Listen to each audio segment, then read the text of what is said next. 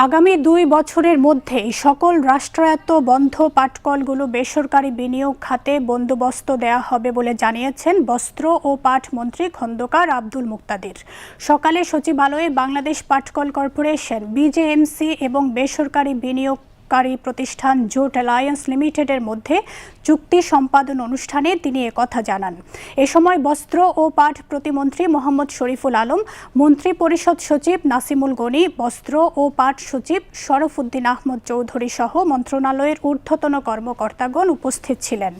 মন্ত্রী জানান, পণ্য উৎপাদন এবং কর্মসংস্থান বৃদ্ধির ধারাবাহিকতা বজায় রাখতে বিজেএমসির 14.80 একর জমির এই লিজ প্রদানের মাধ্যমে বেসরকারি প্রতিষ্ঠান জুট অ্যালায়েন্স লিমিটেড প্রায় 1050 কোটি টাকা বিনিয়োগ করবে। তিনি বলেন, বেসরকারি খাতের এই বিনিয়োগ বার্ষিক প্রায় 3000 কোটি টাকার উৎপাদনের পাশাপাশি নতুন করে প্রায় 3000 মানুষের মধ্যে কর্মসংস্থানের সুযোগ সৃষ্টি হবে। অথবা যেগুলি বন্ধ আছে সেখানে নতুনভাবে বিনিয়োগ আকর্ষণ এবং কর্মসংস্থান সৃষ্টির লক্ষ্যে এই রাষ্ট্রীয় সম্পদ, এই প্রতিষ্ঠানগুলিকে, এই মিল ফ্যাক্টরিগুলিকে আমরা নতুনভাবে রিভাইটালাইজ করতে চাই, পুনর্জীবিত করতে চাই।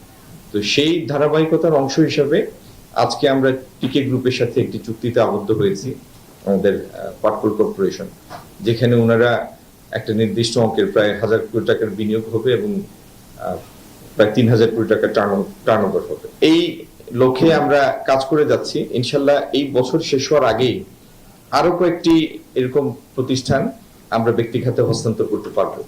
আমরা পূর্ণ উদ্যম নিয়ে ইনশাল্লাহ কাজ করছি। আপনারা দোয়া করবেন যেন এই রাষ্ট্রীয় সম্পদ, যেগুলি অলস থাকলে তো আর সম্পদ থাকে না, সেটা লায়াবিলিটি হয়ে যায়।